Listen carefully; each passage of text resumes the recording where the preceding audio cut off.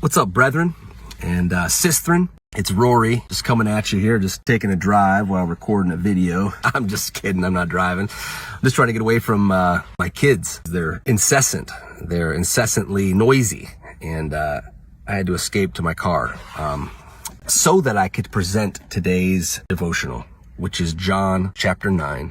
I'm going to read it now. It says, "As he went along, he saw a man blind from birth. His disciples asked him, 'Rabbi, who sinned, this man or his parents, that he was born blind?' 'Neither this man nor his parents sinned,' said Jesus. 'But this happened so that the work of God might be displayed in his life. As long as it is day, we must do the work of him who sent me.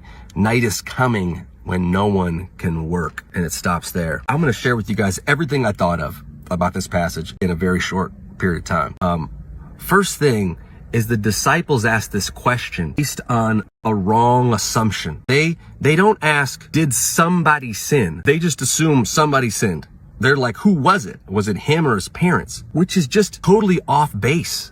Their theology was wrong. And my point's not really to get into that, but what about us today? What wrong assumptions do we have? So the questions we ask are actually just wrong from the start. But I appreciate the disciples because they asked the question. And sometimes we don't know that we have wrong assumptions until we ask a question.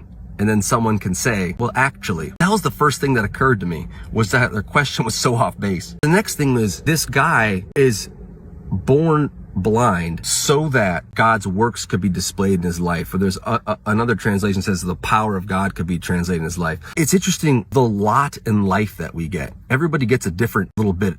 There's things we can't control. And God decided that this guy was going to be blind all the way through his youth, his adolescence, his teenage years, his young adulthood, until he's like a full-grown man. That's just it. You're just not going to see, for the first 30 years of your life, so that God's power can be displayed, which is crazy to me because it's humbling that our lives kind of weigh in the balance to some degree.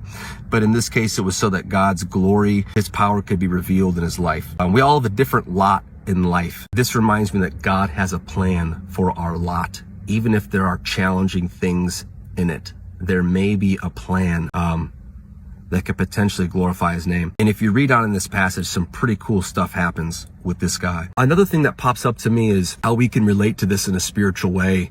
A lot of us can relate to being blind spiritually for much of our life, up and through into our adulthood, where we just didn't really know God until a time came when we did. And I remember for me vividly when I was really studying the Bible and the scales were falling off my eyes and I was starting to see maybe it's true. Maybe God does exist. I had pondered it through my youth.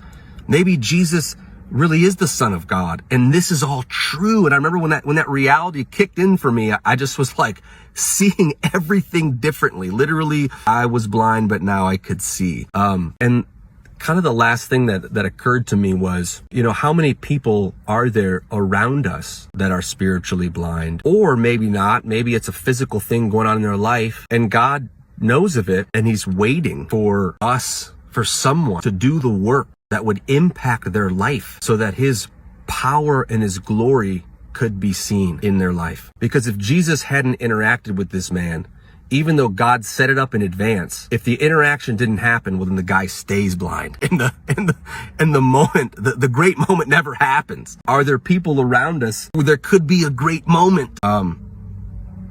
But we got to do the work that he's being asked of us. If we would do it, the interaction could happen and the power of God can be displayed. That's all my thoughts. Sorry that went a little long. I love you guys. Hey, if you like this content, consider giving us a thumbs up and consider subscribing. If you need prayer or if you would like to get into Bible studies, check us out at canalvalleychurch.org.